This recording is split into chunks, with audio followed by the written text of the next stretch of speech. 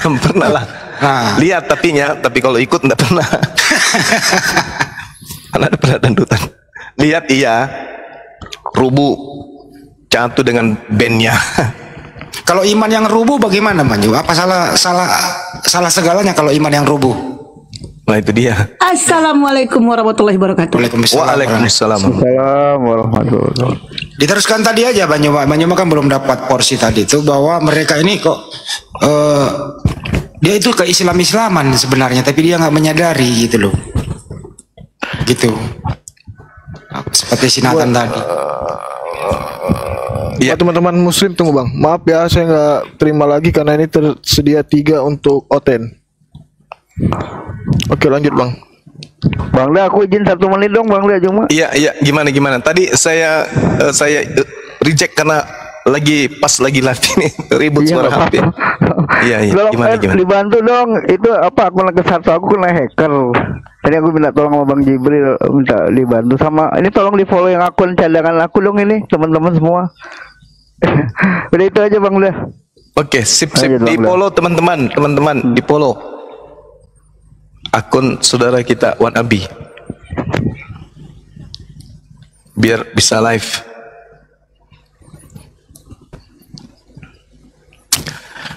Oke, kita lanjut ya. Mudah-mudahan saudara Nathan masih ada di bawah ya. Jadi kalau hanya sekedar bermanis-manis, ajarannya kayak begini, agama lain pun itu bisa. Ini permasalahannya adalah pondasinya. Pondasi agama Anda itu dari mana? Karena Yesus mengatakan, iblislah yang menjadi bapakmu dan kamu mau melakukan keinginan-keinginan bapakmu. Ajaran para nabi sudah dihapus. 10 hukum Taurat itu sudah dihapus. Oleh siapa? Oleh korban yang ada di atas tiang salib. Makanya tadi saya minta mana dalilnya larangan berzina di dalam kitab saudara. Tunjukkan satu data. Mana dalilnya? Karena hukum yang datang kepada Bani Israel itu sudah tiada semua.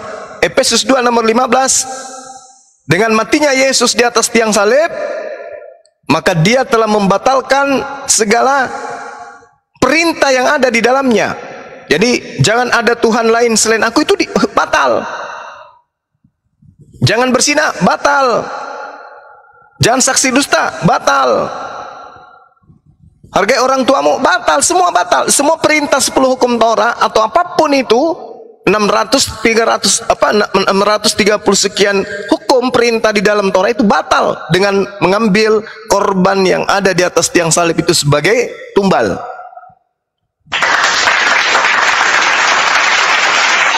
Gak ada lagi. Jadi kalau dikatakan oleh saudara Nathan tadi bahwa di agama kami ini, apa cerminan dari perintah apa ya yang kita lihat? Apa yang bisa kita jadikan sebagai contoh dalam agama saudara?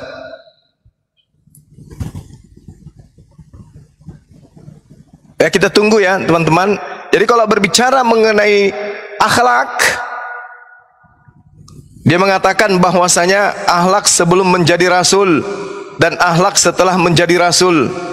Sebelum menjadi rasul membunuh jasad, setelah menjadi rasul membunuh rohani, membunuh akal. Itu yang terjadi. Sehingga mereka kemudian menyembah manusia karena akal sudah tak berfungsi, mati dia. Mati akalnya, tak berfungsi. Sehingga mau tidak mau mereka harus bersikuku mempertuhankan kemudian Nabi Rasul yang datang ke tengah-tengah Bani Israel ini dengan berbagai macam asumsi alibi yang dihasilkan dari pengajaran internal mereka. Makanya tadi saya minta tolong buktikan benang merah kesinambungan antara ajaran Yesus dan ajaran Kristen. Ternyata nggak ada, nggak bisa satupun. Ya, kenapa kami menuhankan? Kenapa kami menuhankan? Lah, itu bukan yang kita tanya. Yang kita tanya kesinambungan antara ajaran Yesus dengan ajaran Kristen. Itu yang kita minta. Tapi ternyata saudara Nathan tidak mampu kemudian untuk menunjukkan. Ya, hanya bisa nyerang-nyerang Islam. Ya, tapi serangannya pun itu karena sakit hati gitu ya. Karena sakit hati terhadap kehebatan umat Islam, kejayaan umat Islam yang ada Dari dulu, dari sejak Nabi Rasulullah sampai hari ini. Dia hanya bisa mengatakan Rasulullah kemudian seperti ini, banyak istri, ditampar di kitabnya sendiri. Para nabi istrinya ratusan, bahkan Yesus berasal dari keturunan pecina. Nggak bisa, nggak ada perlawanan. Kalau kita mau hantam data, nggak ada perlawanan sedikit pun. Apalagi istri Rasulullah banyak. Ya, bagaimana dengan nabi-nabinya yang ada di tengah-tengah Bani Israel yang mereka imani? Ratusan istri. Kau lagi, apalagi tadi yang dibahasnya? Kebebasan. Negara Islam pasti kacau. Negara Islam kacau. Mana? Malaysia, Brunei Darussalam, Indonesia yang mayoritas Islam, mana ada kacau? Dubai mana ada kacau? Yang bikin kacau itu ya propaganda yang ingin kemudian senjatanya laku. Bukti nyata, Irak dituduh habis-habisan memproduksi senjata nuklir pemusnah massal. Begitu rata semuanya, Irak habis, jadi nol.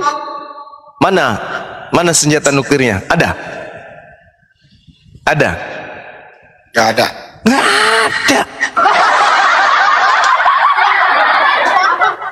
Itu cuman fitnah-fitnahan yang kayak gitu-gitu aja. Padahal ini loh Bang, di depan mata mereka nih ada provinsi di negara kita yang kacau, mayoritasnya di sana Kristen. Kok dia nggak mau bahas ya? Itulah Bang Handi, cuman mau menjual produk basi yang tidak sesuai dengan fakta. Sepertinya dia pendeta ya, cara berkhutbahnya tadi. Aduh, kalau Iya. didengar terhajat orang. Pendeta. Ini loh Pak, coba diterangin mengenai hukum Taurat. Sebenarnya hukum Taurat itu untuk siapa sih? Itu hukum untuk Bani Israel, bukan untuk di luar Israel, bukan untuk Islam, apalagi Barat, bukan. Tapi kalau untuk Bani Israel, kenapa ada seseorang yang membatalkannya? Yaitu karena menggenapi nubuatan di dalam Kejadian 49 nomor 27. Dan nubuatan yang kemudian diterangkan oleh Yesus tentang buah-buah dari nabi palsu. Dan yang diterangkan kemudian Al-Quran terkait dengan kedegilan orang-orang ahli kitab. Itu yang diterangkan. Jelas itu Bang Handi, terkait dengan makar yang dilakukan oleh orang ahli kitab dan orang-orang zalim yang ada di antara mereka. Terus dia itu hukum Taurat katanya itu tidak dibatalkan, tapi digenapi menjadi hukum kasih. Itu loh motonya Pak Jemaah. Gak bisa, kasih yang mereka jual dengan kasih yang diajarkan oleh para nabi tidak sesuai dengan itu. Kasih yang dimaksud kemudian oleh para nabi adalah mentaati perintah yang datang kepada mereka. Itu yang disebut kasih. Kita bisa baca dalam Ulangan 11 nomor 1 dan juga di dalam Yosua 22 nomor 5. Banyak data terkait dengan kasih. Kasih itu adalah kesetiaan. Makanya Yesus mengatakan apa? Makananku adalah melakukan apa yang diperintahkan oleh Bapa untuk aku lakukan. Itu makananku. Berarti kasih adalah ketaatan. Inilah darahku, inilah dagingku. Ya, makanan Yesus itu adalah ketaatan. Konsumsinya Yesus setiap hari siang malam itu adalah ketaatan terhadap perintah. Jadi darah dan daging Yesus yang dimaksud di situ adalah perintah-perintah yang harus dilaksanakan. Bukan kemudian darah dan daging itu betul-betul harus mati di atas tiang salib. Gak ada yang kayak gitu. Oke, kita sambut dulu. Ini ada Raja Hindustan ini. Hindu kayaknya nih. Selamat malam bro. Selamat malam Abang. Assalamualaikum warahmatullahi. Waalaikumsalam warahmatullahi wabarakatuh. Muslim nih bang? Alhamdulillah Muslim. Ya kok namanya Raja Hindustan nih bang? Alhamdulillah. Terinspirasi dari film bang. Waduh. Ganti lah namanya bang. Iya, mau diganti lagi nanti. Salam kenal ya buat Bang Zuma. Iya bang, iya bang. Ini udah lama banget, masya Allah baru bisa naik, dikasih naiknya, alhamdulillah banget buat Bang Zuma, makasih banget. Iya, sama-sama bang. Buat teman-teman API semua, salam hormat dari saya. Iya bang, iya bang. Masya Allah bahagia banget bisa bicara sama Bang Zuma, sama teman-teman. Masya Allah. Iya bang, sehat selalu bang ya. Amin, insya Allah Bang Zuma juga sehat selalu sama keluarga. Buat teman-teman Amin. sehat selalu, tetap semangat untuk mensiarkan Islam. Siap, Masya Allah. Amin. Oke bang ya, cukup dulu ya. Kita kembali ke topik ya. Iya, terima kasih Bang, semuanya sehat, langsung di. Oke, makasih bang, sehat terus bang. Assalamualaikum warahmatullahi wabarakatuh. Waalaikumsalam warahmatullahi wabarakatuh. Waalaikumsalam warahmatullahi wabarakatuh. Jadi kembali ke topik Bang Juma. Ini sering ditanya sama mereka juga nih. Kalian itu muslim itu ingkar terhadap hukum Taurat. Gitu loh. Nah, itu sering ditanya loh gitu loh. Menanggapinya seperti apa Bang Juma? Silakan. Hukum Taurat itu bukan untuk kita. Hukum Taurat itu untuk Bani Israel. Kita jangan seperti mereka, umat gepeng. Hukumnya orang ya untuk mereka. Jelas-jelas hukum Taurat itu hanya untuk Bani Israel. Wa isqala Musa ya Bani Israel inni rasulullahi ilaikum. Ini Nabi Musa yang mengatakan itu, jelas. Jadi Nabi Musa diberi hukum oleh Allah hanya untuk Nabi Musa, hanya untuk kaumnya. Hukum Taurat itu hanya untuk Bani Israel, bukan untuk di luar Bani Israel. Makanya dikatakan oleh Allah kemudian di dalam Al-Quran, walaqad ahazallahu mitsaqa bani Israil wa ba'atsna minhum 12 naqiban wa qala Allahu inni ma'akum. Itu Allah mengatakan itu kepada Bani Israel, bahwa Tuhan memilih Bani Israel dengan ke-12 suku yang ada di antaranya kemudian sebagai pilihan Tuhan dengan hukum-hukum yang diberikan kepada mereka. Ulangan 33 nomor 4. Hukum Musa berlaku untuk Bani Yakub. Mazmur 147, hukum yang datang kepada Yakub dan ketetapan-ketetapan yang datang kepada Israel itu tidak diberikan kepada bangsa lain. Nah, kita bukan serigala nyamar domba, menyamar-nyamar masuk ke rumahnya orang, ngaku-ngaku kita juga ini Israel rohani. Jangan. Kita sudah ada Al-Quran. Hukum Al-Quran itu adalah ketetapan Allah untuk semesta alam. Kalau Taurat itu hanya untuk Bani Israel saja. Jadi kalau ada di luar Bani Israel masuk-masuk membawa-bawa hukum Taurat, mereka lah serigala yang dinubuatkan oleh Yesus itu. Ya, karena Yesus mengatakan akan datang serigala nyamar domba. Siapa mereka? Yang mengambil kitabnya orang Yahudi, jelas-jelas bukan Yahudi, tapi mengaku bagian daripada Yahudi. Namanya menyamar. Yang namanya nyamar itu bukan tentara, tapi menyamar-nyamakan dirinya dengan tentara. Bukan polisi, tapi menyamar-nyamakan tampilan mereka dengan polisi. Bukan Yahudi, menyamar-nyamakan dirinya dengan Yahudi. Namanya menyamar. Bukan menyamar Muslim. Jadi cewek. Menyamar jadi cewek, menyamar-nyamakan dirinya dengan cewek.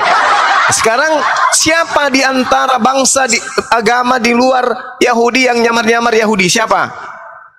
Ya itu tadi si Nathan. Ya, Iten. Iten.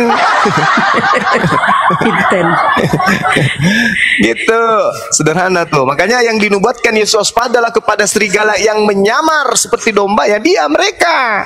Jelas itu. Pedes. Sakit. Ya memang begitulah faktanya. Menyamar ke Islam-Islaman tampilannya. Itulah. Terjemahannya ke Islam-Islaman. Ya. Tapi gini Pak Juma, kalau bisa direfleksikan mundur ke belakang, dulu yang sering dulu diberikan gelar pret itu pernah diskusi sama Bang Juma, saya masih ingat bahwa Al-Quran itu disadur dari hukum Taurat. Buktinya ada persamaannya. Jadi Al-Quran itu hanya menyadur, bersumber dari hukum Taurat. Itu dulu saya marah waktu itu gitu loh. Nah ini juga harus diluruskan kembali Bang Juma. Artinya mereka ini sering menuduh kalau Al-Quran itu dari Allah Subhanahu Wa Taala, kenapa ada persamaannya dengan hukum Taurat? Artinya Al-Quran itu menyadur dari kitab-kitab sebelumnya. Silakan dijelaskan Bang Juma. Iya, itu tidak mungkin. Itu adalah ungkapan orang dungu. Kenapa saya katakan ungkapan orang dungu? Al-Quran dituliskan tidak seperti narasi wartawan.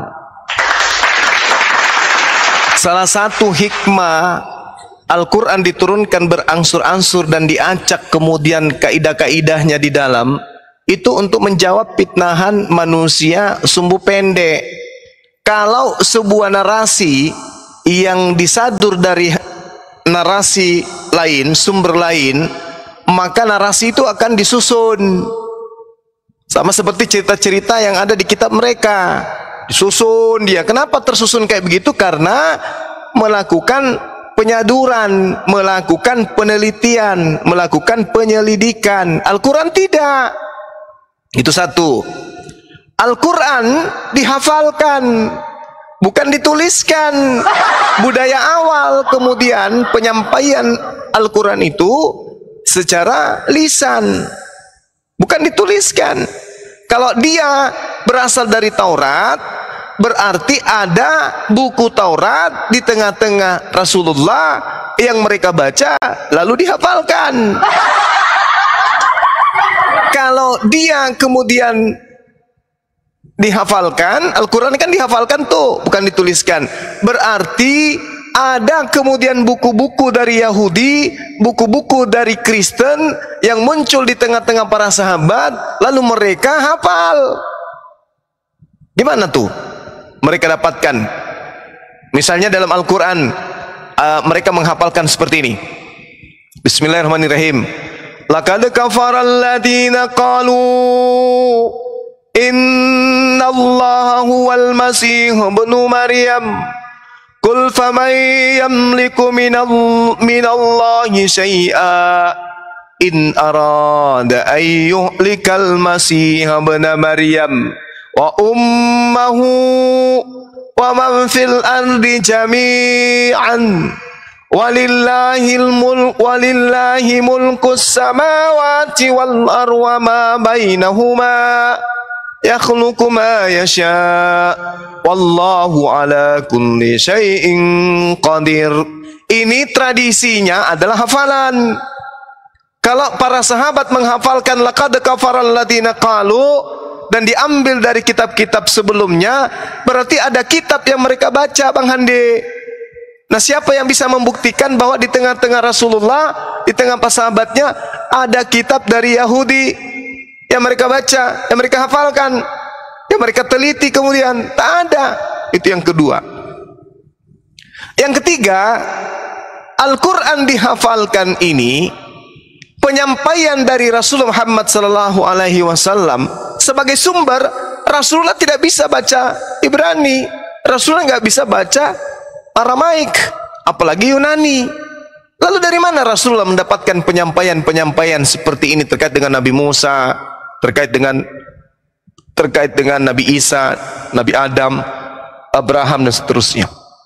Makanya kemudian dalam Al-Quran, jika engkau ragu tentang apa yang kami sampaikan kepadamu wahai Nabi Muhammad, tanyakanlah kepada mereka yang telah membaca kitab Taurat dan kitab Injil. Nah, kenapa Rasulullah kemudian diperintahkan kayak begitu kalau sudah ada Taurat dan Injil di depannya? Jadi itu tuduhan-tuduhan orang yang putus asa, tuduhan orang-orang yang tidak dapat kemudian mengambil pengajaran dan tidak ada ajaran yang mereka bisa jadikan sebagai alat untuk menuduh. Seperti itu, Bang Handi.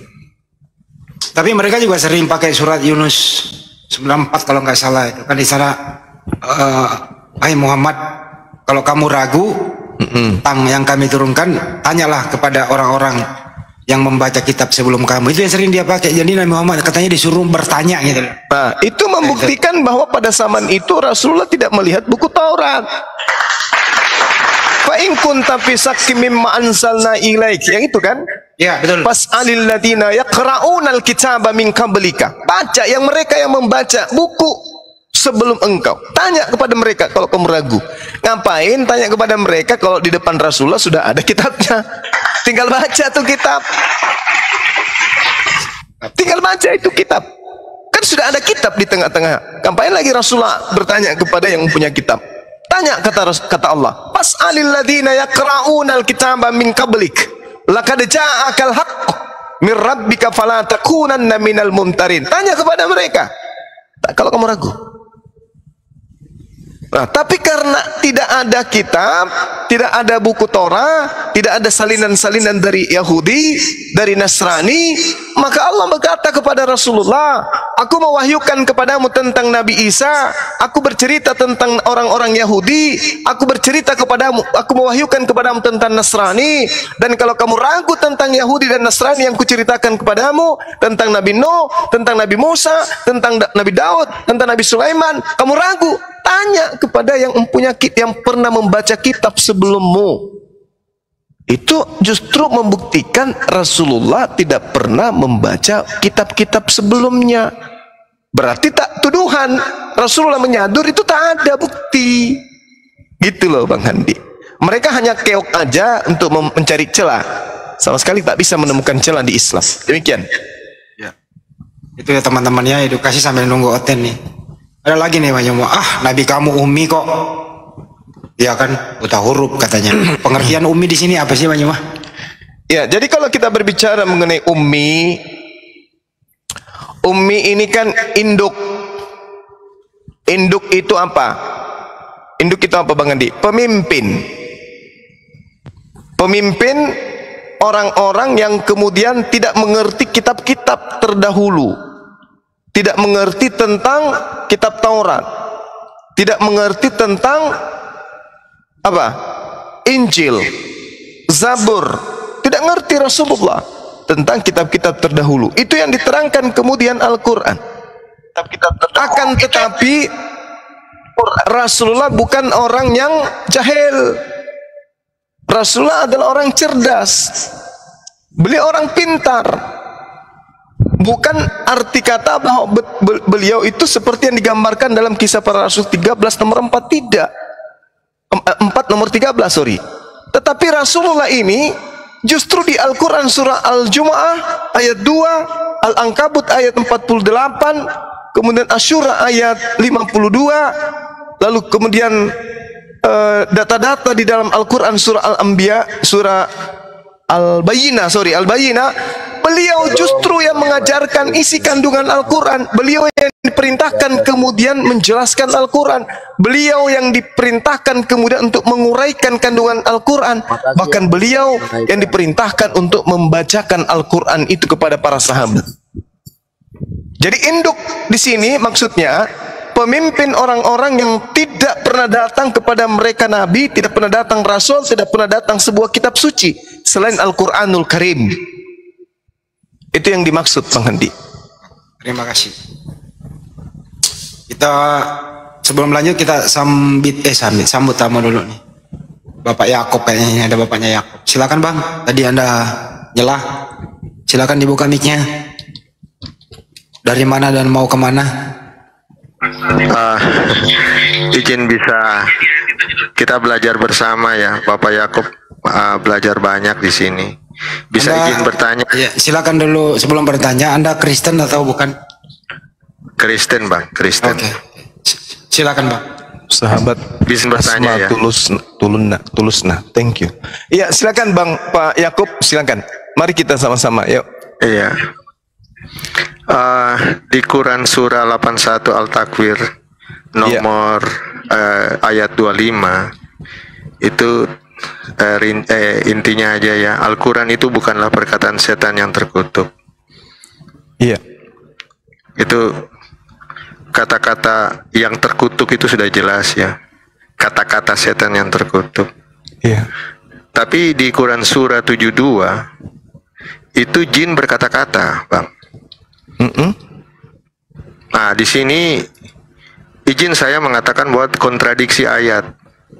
Oh ya? Allah mengatakan bahwa Al-Quran itu bukanlah perkataan setan yang terkutuk, tapi kenapa Allah mengizinkan jin berkata-kata di Quran itu? Quran surah 72, Bang. Mohon dijelaskan. Iya, baik.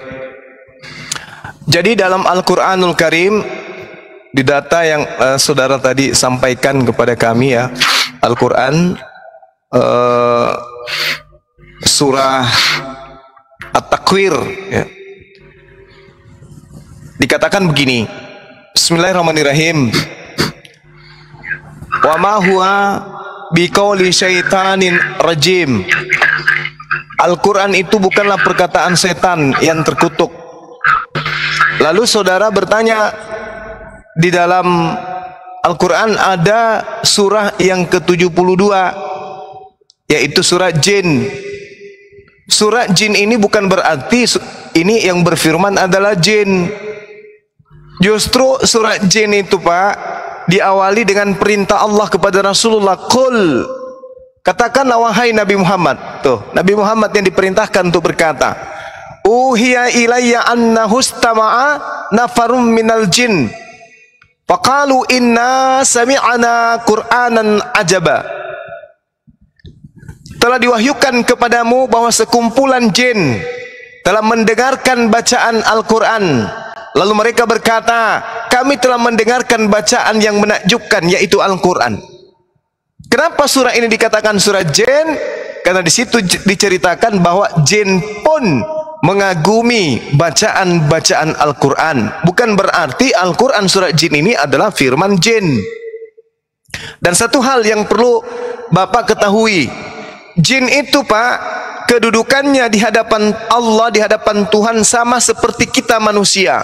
Wa ma khalaqtul jinna wal insa illa liya'budu.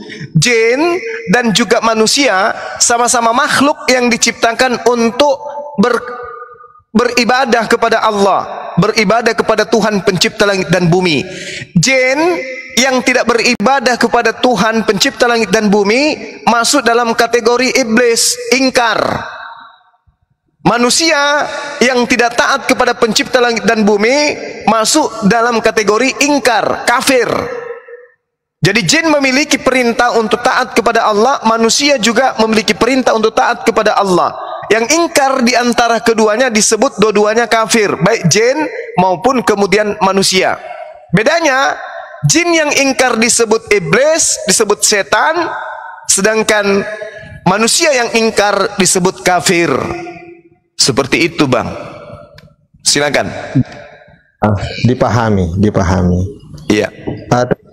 Bang Suma mengatakan bahwa jin berkata, ada kata jin berucap atau jin berkata, itu tertulis betul. Gimana di Pak? Quran, di surah ini, surah 72 ini Al-Jin, itu ada kata-kata jin, betul Bang Suma? Di sana kemudian Allah menceritakan kepada baginda Rasulullah Muhammad sallallahu alaihi wasallam, faqalu inna sami'ana Qur'anan ajaba. Lalu mereka berkata, kami telah mendengarkan bacaan yang menakjubkan, yaitu Al-Quran. Menurut wahyu dari Allah, jin mendengarkan bacaan Al-Quran, lalu jin kemudian berkata, inna sami'ana, kami telah mendengarkan Qur'anan, bacaan ajaba, yang mulia, yang menakjubkan. Gitu Pak. Sangat jelas. Iya Bang Suma. Jadi di situ jin berkata. Iya. Ya, setuju? Iya, betul. Oke. Di Al-Takwir, Al-Quran bukanlah perkataan setan yang terkutuk. Perkataan. Terus? Jin berkata-kata. Entah dia jin muslim, jin menyembah Allah, menyembah apa, tapi tetap jin adalah jin. Dan dia berkata-kata. Sedangkan Al-Takwir mengatakan bukan perkataan setan yang terkutuk. Al-Quran itu bukan perkataan setan yang dijelaskan terkutuk. Pertanyaan saya, kenapa ada kata-kata dari jin dalam Quran surah 72? Baik. Ayat 1 sampai 14 itu jin berkata-kata loh. Baik. Jadi gini Pak, sederhananya gini. Orang-orang Kristen memahami Bible dari kitab Kejadian sampai kitab Wahyu sebagai firman. Nggak bawa ke ini. Dulu ke Anda kan situ. bertanya. Fokus. Anda kan Fokus ke bertanya. Quran. Ya dulu Anda bertanya. Quran. Sebab Jawabannya. kalau mau ke situ saya tidak. Anda bertanya, Sabar Pak, saya akan masuk ke situ Pak. Saya hanya mencoba untuk membuka cakrawala berpikir Bapak aja. Apakah Bapak percaya bahwa Bible itu firman Tuhan? Nggak. Saya fokus ke Quran surahmu. Sebab Iya, habis ini kita ke Al-Quran lagi. Bible itu kita sudah ini jelas. kombinasi. Saya tanya, apakah Kalau Bapak masuk ke Alkitab, ngapain saya menaik ke atas ini? Ya Karena udah saya turun. ingin belajar Al-Quran, Bang. Ya udah turun kalau gitu Pak. Kalau Bapak nggak bisa diskusi Saya baik, turun mau aja. Dibawa. Anda cebok air 1 sendok, habis itu jilat tangan Anda. Orang-orang Kristen kemudian mengatakan bahwasanya mulai dari kitab Kejadian sampai kitab Wahyu itu adalah firman Tuhan. Nah, kita lihat di dalam Matius 4. Lalu berkatalah iblis kepada Yesus. Nah. Ada tertulis tentang engkau bahwa jikalau engkau adalah anak Theos, jatuhkan dirimu ke bawah, sebab ada tertulis mengenai engkau. Iblis itu berkata kepada Yesus, otak panuan ya kayak gini. Jadi apa yang kemudian diterangkan di dalam Al-Quran bukan jin yang berfirman, bukan jin yang berfirman. Allah Subhanahu wa Ta'ala sedang menjelaskan tentang takjubnya jin terhadap bacaan Al-Quran. Jadi Bapak yang dibawa Pak Yakob dengarkan. Bukan kemudian jin yang berfirman. Dan Anda harus membedakan apa yang diterangkan oleh Allah. Kul uhiya ilayya annahu istama'ana nafarum minal jinni.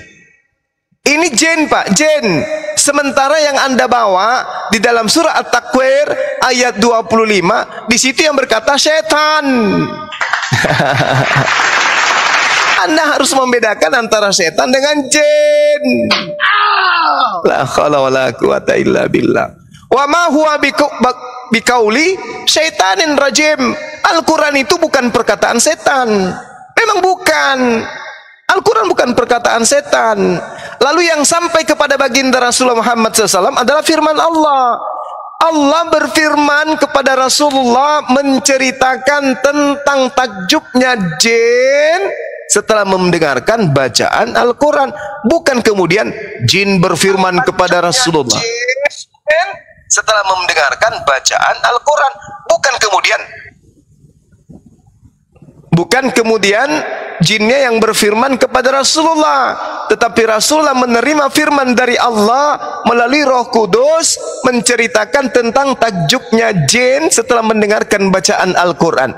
Yahdi ila rusyd fa'amanna bi walan nusyrika bi rabbina ahada. Yang memberi petunjuk kepada jalan yang benar, lalu kami beriman kepadanya, dan kami sekali tidak akan mempersekutukan sesuatu pun dengan Tuhan kami. Wa annahu ta'ala jaddu rabbina mattakhasa hibatan wala walada. Dan sesungguhnya maha tinggi keagungan Tuhan kami, dia tidak beristri dan tidak beranak. Ini jin aja beriman kepada Allah, beriman kepada apa yang diwahyukan oleh Allah kepada baginda Rasulullah Muhammad SAW dan seluruh para nabi. Wa annahu kana yaqulu safihuna 'ala Allah syatata. Dan sesungguhnya orang-orang yang bodoh, orang yang tulul di antara kami selalu mengucapkan perkataan yang melampaui batas terhadap Allah. Wa anna zananna allan taqulal insanu wal jinnu 'ala Allahi katsiba. Dan sesungguhnya kami mengira bahwa manusia dan jin itu tidak akan mengatakan perkataan yang dusta terhadap Allah. Wa annahu kana rijalun minal ins ya'uzuna birijal minal jinni fazaduhum rahaqa. Dan sesungguhnya ada beberapa orang laki-laki dari kalangan manusia yang meminta perlindungan kepada beberapa laki-laki dari jin, tetapi mereka jin menjadikan mereka manusia yang bertambah sesat. Wa annahum zannu kama zanantum allam yab'atsallahu ahada. Dan sesungguhnya mereka kaum jin mengira seperti kamu orang musyrik Mekah yang juga mengira bahwa Allah tidak akan membangkitkan kembali siapapun pada hari kiamat. Wa anna lamasna sama wa wajadnaha muliat harasan syadidan wa subha. Dan sesungguhnya kami jin telah mencoba mengetahui rahasia langit, maka kami mendapatinya penuh dengan penjagaan yang kuat dan panah-panah dari api. Ini tak ada hubungannya yang dikatakan bahwa jin yang berfirman, tidak. Allah menceritakan kemudian tentang perkataan jin yang takjub kepada bacaan ayat suci Al-Quranul Karim. Sedangkan surah At-Takwir isi itu terkait dengan setan. Beda. Ya, ini udah ada jinnya datang, Bang. Ya, silakan. Selamat malam, jin. Oh, jin. Assalamualaikum kalau muslim. Silakan, jin. Jin. Oh, jin. Pantasan aja nggak mau dibahas Bibelnya, karena ternyata Bibelnya adalah firman setan. Aduh, parah. Saldi, baca WA Saldi. Jini oh jini apa ini? Jini oh jini.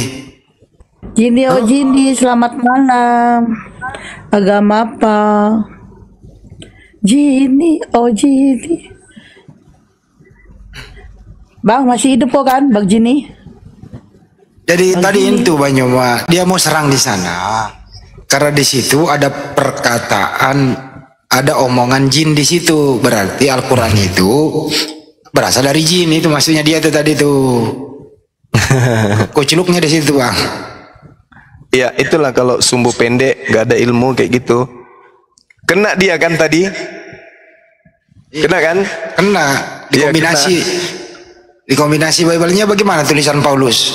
Kemudian iblis membawa Yesus ke kota suci, dan iblis menempatkan Yesus di bumbungan bait suci. Lalu iblis berkata kepadanya, nah, begini loh, rasain. Iblis ternyata berkata. Berarti Bible berasal dari Ya, kalau itu yang mereka jadikan sebagai acuan tuduhan terhadap Al-Quran. Mereka tidak bisa membedakan antara jin dan setan. Susah sih memang membedakan antara garpu dan sendok aja mereka susah. Orang yang bertanya begini, dia jarang baca Bible. Bagaimana kalau iblis membawa Yesus ke gunung yang tinggi, kemudian di sana iblis sama Yesus bersoal jawab? Itu ada perkataan iblis di Bible. Berarti Bible berasal dari iblis. Kalau dikembalikan sebagaimana isi kepala dia kan gitu ya, Bang ya? Betul. Al-Quranul Karim sudah membantah sebenarnya tuduhan yang mau dilontarkan tadi.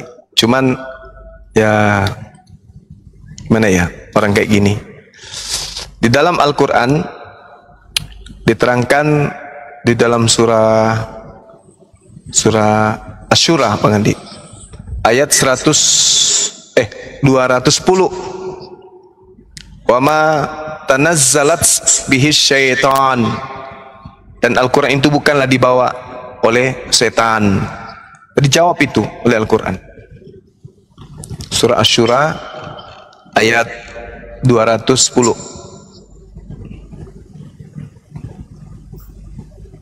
Gitu ya, teman-teman. Dijawab oleh Al-Quran. Kemudian Al-Quran juga menarasikan bahwasanya Al-Quran ini adalah wahyu dari Allah. Wa ma yanbaghi lahum wa ma yastati'un. Dan tidaklah pantas bagi mereka Al-Quran itu, dan mereka pun tidak akan sanggup. Mendengarnya saja mereka tidak sanggup. Kata Allah, innahum anis syam'i lama'zulun itu artinya mereka dijauhkan. Jadi kalau dikatakan tadi di dalam surat Jin itu setan, itu salah. Kenapa? Karena setan itu tak bisa mendengarkan Al-Quran. Innahum anis sam'i lama azulun. Sesungguhnya setan untuk mendengarkan Al-Quran saja mereka dijauhkan. Tidak bisa mereka mendengarkan Al-Quran itu, setan itu. Jadi yang ada di dalam surat jin yang diceritakan oleh Allah itu bukan setan, itu jin. Faqalu inna sami'na, kami telah mendengarkan bacaan yang menakjubkan, yaitu Al-Quran. Ini jin. Kalau setan tidak bisa mendengarkan Al-Quran. Mana dalilnya? Di dalam surah Asy-Syura ayat 212. Setan tidak bisa mendengarkan Al-Quran. Sedangkan di dalam surat jin ayat 1, jin mendengarkan Al-Quran. Berarti antara setan dan jin berbeda. Tuduhan At-Takwir ayat 25 itu sudah terbantahkan.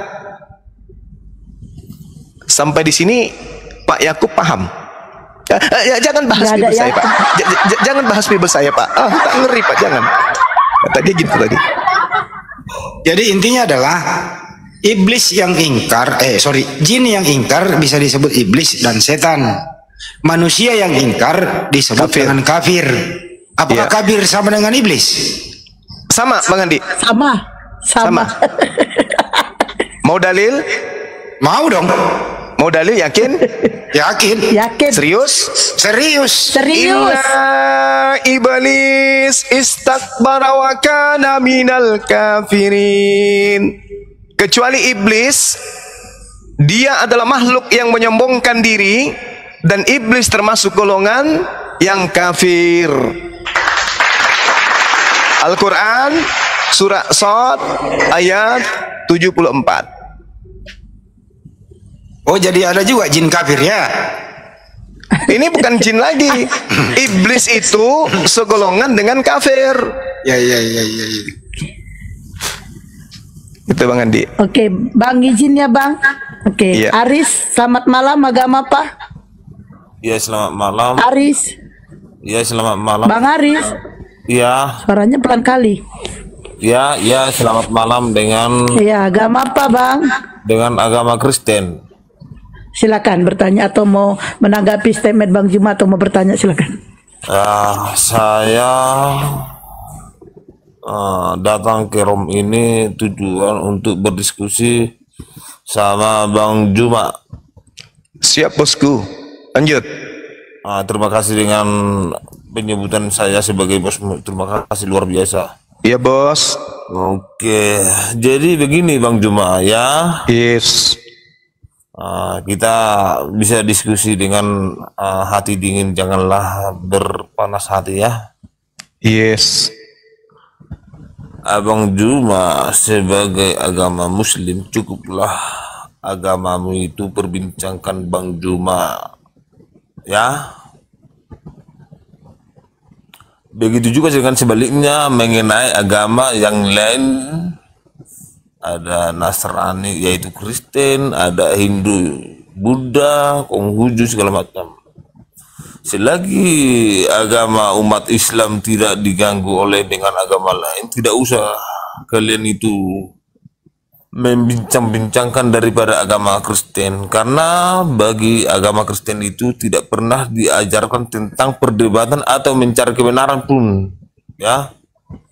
Jadi saya perhatikan selama ini di agama Islam itu diajarkan berdebat, bukan menunjukkan daripada mujizat yang bisa menyembuhkan dari segala hal dan bisa menolong dari berbagai cobaan. Terutama fakta tentang keimanan kita itu hanya kasih membuktikan mujizat. Jadi tidak perlu kita Bang Juma menjelekkan daripada agama lain. Abang ini ngomongnya suaranya kayak mabuk gitu Bang, habis minum tua kok Bang. Jangan dulu begitu percakapan daripada jangan mabuk-mabuk, jangan gitu. Hargailah sedikit. Kalau Enggak, soalnya kalau kamu ngomongnya menurut nggak saya jelas, bagus, saya Bang. rasa perbicaraan saya ini tidak begitu. Enggak, ngomongnya Biarin nggak aja. jelas. Biarin aja dulu nggak apa-apa. Bang, endingnya aja apa yang mau ditanyakan bang? Endingnya aja bang, poinnya bang. Poinnya saya tanyakan, saya minta kepada seluruh daripada apologet Islam tidak perlu membahas daripada agama Kristen karena itu bukan agama kalian. Terima kasih. Silakan banyak bang, nggak boleh bahas katanya banyak bang. Oke. Nggak boleh karena itu bukan agama kalian. Ya udah ada diam dulu mau dijawab. Oke. Kan? Oh. Jadi bagus niat Anda itu bagus ya. Tapi sangat disayangkan kalau pertanyaan ini pun perintah ini pun diajukan kepada saudara, berhentilah kemudian membahas agama Yahudi, apalagi mengambil kitab Yahudi karena itu bukan agama kalian. Bisa nggak? Itu yang pertama. Bisa nggak orang Kristen tidak bahas agama Yahudi? Bisa nggak orang Kristen jangan ambil kitabnya agama Yahudi? Nah, yang kedua, bisa nggak agama Kristen menghilangkan semua istilah Islam di dalam kitabnya? Alkitab, Allah, Nabi, Rasul, berkah, syafaat, Roh Kudus, mujizat, awal, akhir, mujizat, niat, ayat, firman bukan, firman itu bukan bahasa kita. Ayat, yes, apalagi iman, syafaat, mujizat, salib, apalagi Nabi Musa, Daud, Ibrahim. Bisa nggak dihilangkan Banyak semua kali, dari kitabnya orang Kristen? Nabi Isa, Ya, iblis, bisa nggak dihilangkan semua itu? Kafir, setan, hapus semua istilah-istilah Islam, bisa nggak? Injil, hapus semua kata-kata itu dari Bible. Kalau itu semuanya sudah kita hapus, dihapuskan di Kristen, baru kita tidak bahas. Gimana? Dengan dasar atas apa Bang Juma menyatakan yang sudah tertulis dari zaman dahulu? Dari zaman dahulu. Kitab saudara itu baru dituliskan setelah Indonesia, setelah dijajah oleh Belanda. Enggak bang, enggak bang. Kitab Anda itu berasal dari bahasa Belanda. Setelah masuk ke Indonesia, menyadur isi Al-Quran. Hapuskan itu dulu bang, hapuskan semuanya. Kami sebagai umat Kristen Bang Juma enggak kan bisa. Enggak, maksudnya Anda kan mau perbaikan nih. Kita enggak bahas agama saudara. Tapi satu syarat kami minta, kami tidak akan bahas, tapi seluruh istilah Al-Quran yang ada di dalam kitab saudara bisa nggak dihilangkan?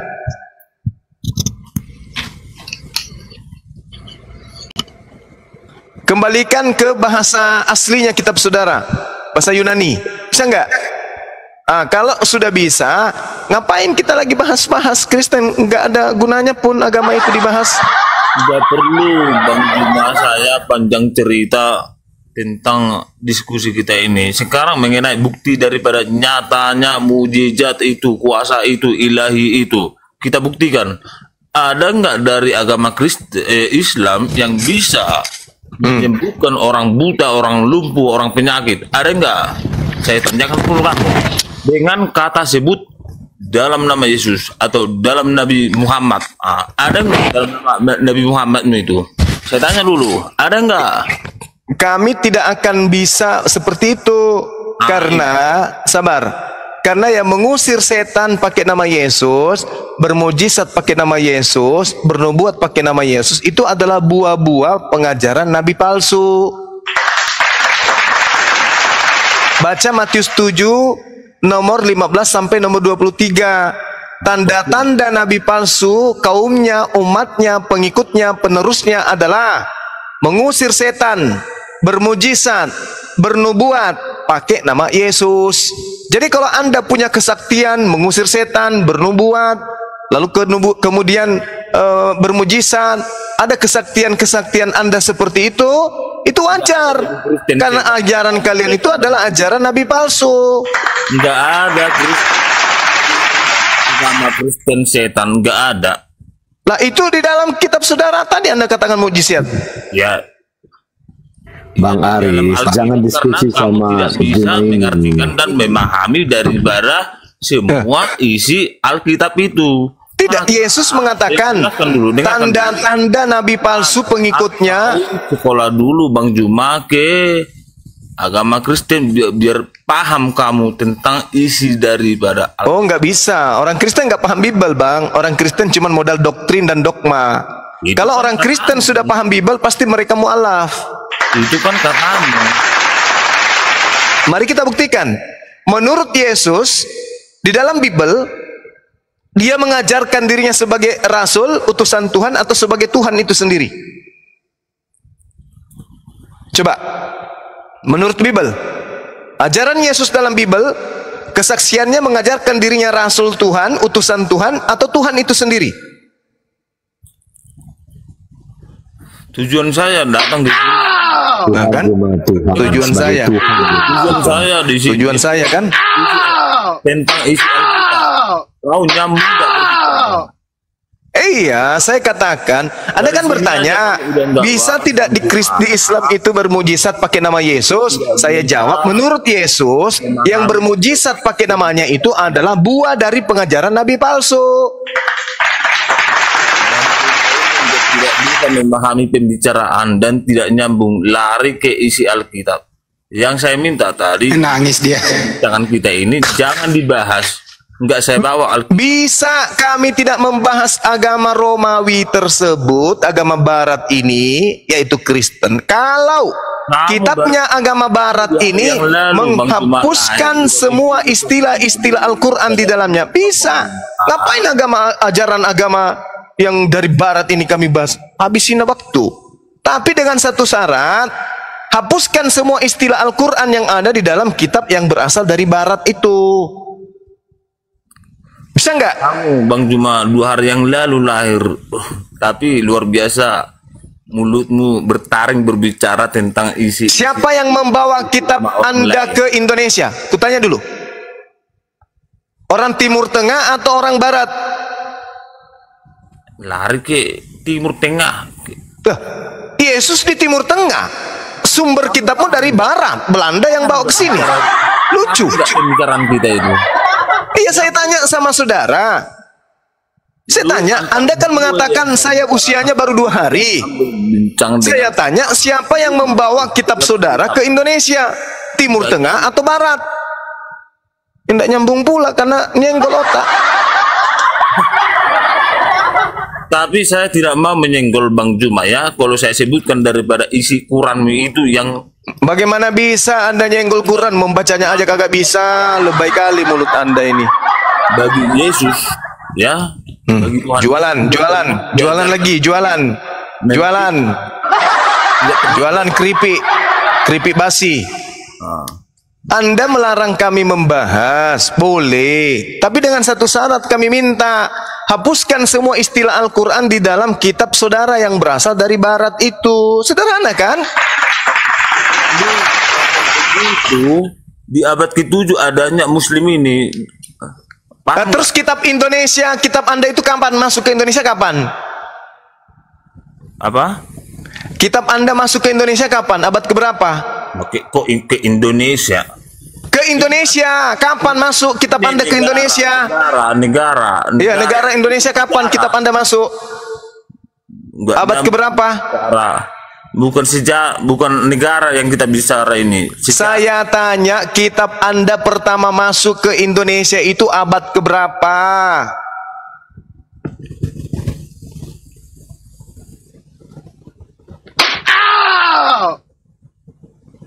Kitab Anda dari Barat menggunakan bahasa Belanda, masuk ke Nusantara, mencaplok istilah-istilah Al-Quran. Habis itu Anda larang kami membahasnya. Parah kali. Iya. Artinya kami melarang kami itu masuk ke rumah kami yang bukan rumahmu. Lah, kamu merampas isi Al-Quran masuk ke kitabmu, kamu nggak merasa? Hei, sampul kitabmu itu menggunakan kata Al-Quran. Kamu nggak merasa? Dari sampulnya aja kelihatan Alkitab. Wah, mati meja. Dari mana kata Alkitab ini kalian ambil? Kitabmu itu berasal dari Belanda. Maluka. Plukat. Yang halus sedikit dong, plukat. Berkeras kepala kamu Bang Juma. Aduh saudaraku, sadarlah. Kitabmu itu dari Belanda. Masuk ke Nusantara. Setelah masuk ke Nusantara, mencomot-comot istilah Al-Quran. Dalam agama kami ini menyebutkan dalam nama Yesus. Ini nenekmu kiper, mana tuh tahu dalam nama Yesus, dalam nama bom-bom nggak ada. Dalam nama Tuhan, ajaran Barat, pergilah, hus, tuh. Nah, selesai. Gak berhasil kan Belanda?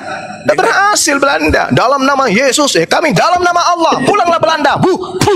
Kembali. Gak berhasil, mental. Gak boleh gitu.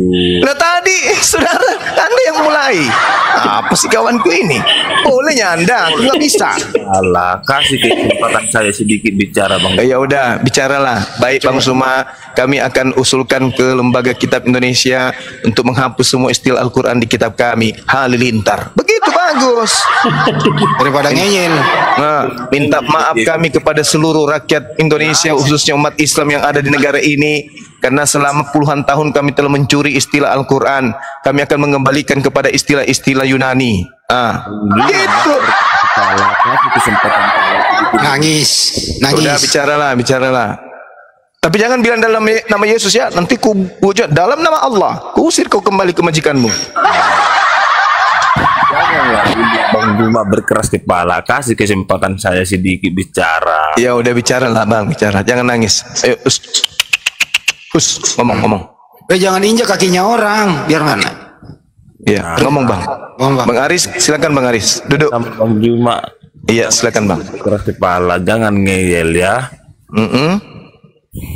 Jadi begini Bang Juma. Gimana Bang? Kalau Abang Juma modal dia belum nangis. Membuat isi daripada tentang Alkitab baik dengan Quran, yaitu seluruh daripada Nabi. Kita butuh hiburan. Ya, Bang Juma? Iya. Itulah pertemukan. Apa itu Bang? Ya, Nabi Muhammad. Kita butuh hiburan. Bang Juma butuh hiburan. Pertemukan dengan Yesus. Bisa nggak Bang Juma? Bisa. Silakan. Pertemukan. Oke. Nabi Muhammad sallallahu alaihi wasallam menyatakan. Tunggu dulu. Secara transparan dipertontonkan oleh publik dan nampak wajahnya. Jangan. Maksudnya gimana? Malah asas. Kau Aris, kau bahasa Indonesia mu nggak bagus ya, bahasa Indonesia mu. Cambut dulu otaknya sedikit. Hantam dulu sebelah kiri. Sebelah kanan lagi. Duduk. Ya, duduk. Gimana Bang? Jangan berkeras kepala Bang Juma, nggak boleh.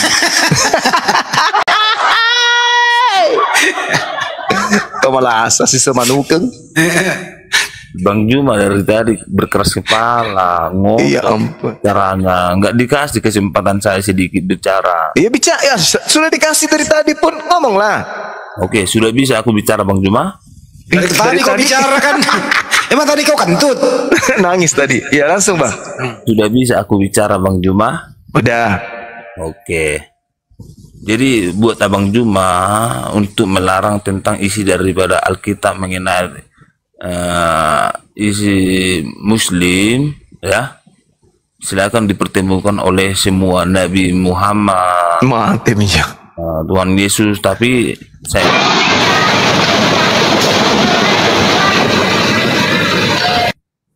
gitu. Jangan cuma modal-modal cakap aja. Maksudnya mau dipertemukan antara Yesus dengan Nabi Muhammad gitu. Yang seperti ini Bang Juma yang ada di Arab Saudi. Apa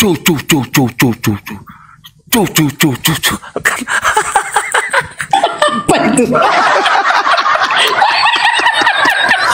Apa maksudnya cucu? Apa itu? Astagfirullahaladzim. Jadi kalau bagi umat Kristen itu kan Bang Juma, di dalam nama Yesus. Semua ada dalam nama Yesus lagi. Dalam tubuhnya ini. Sembuhkanlah itu. Aku percaya dengan nama. Dalam nama Yesus, sembuhkanlah Uti dari penyakitnya. Malah meninggal dia. Udah orang kita nggak ada Bang Adi. Jangan kau alihkan pembicaraan Bang Juma. Nah, jangan alihkan. Bisa ditegur oleh mata Bang Juma. Maaf, bisa dilihat. Tapi daripada mujizat Muslim ini kan seperti yang di Arab Saudi yang dipegang tasbih itu.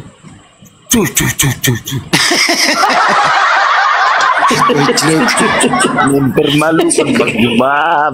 Kakaknya jual beli kayaknya nih. Saudara jual beli. Haris, tantenya. Haris, boleh nggak menyembuhkan penyakit dalam nama Yesus? Boleh. Tapi kenapa masih ada orang Kristen sakit? Kenapa orang Kristen masih ada yang sakit? Karena belum percaya dan belum yakin kepada Tuhan Yesus. Belum nama Yesus itu. Belum percaya. Kena dia. Kalau kau sudah percaya, Bang. Kalau kau sudah percaya, Bang Aris, kau sudah percaya. Akan disembuhkan segala bibit penyakit yang ada di dalam tubuh. Kalau kamu sudah percaya Yesus, Bang Aris, kau sudah percaya. Biasa saya percaya, yakin semua ajaran Tuhan Yesus tentang. Silahkan kau pindahkan gunung, Bang. Kalau ada imanmu pindahkan gunung, pindahkan.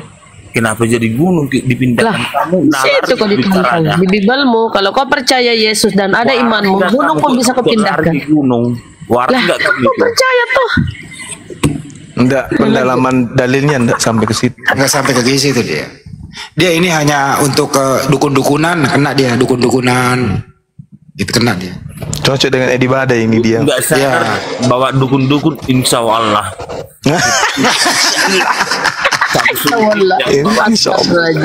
Kita butuh hiburan, jangan dikencengin, biarin aja. Insya Allah. Kalau Kristen nggak pernah berdukun. Nggak usah bilang dukun. Di dalam Islam membawa dukun. Kenapa Haris? Kok mau sembuh? Kenapa? Kenapa kok orang Kristen maunya sembuh? Kan percaya Yesus auto masuk surga. Kenapa sembuh dengan alasan percaya Yesus atau naik surga? Kenapa mau? Kenapa maunya sembuh kok? Kenapa nggak pengen cepet-cepet ke surga aja? Loh, kenapa nggak naik ke surga?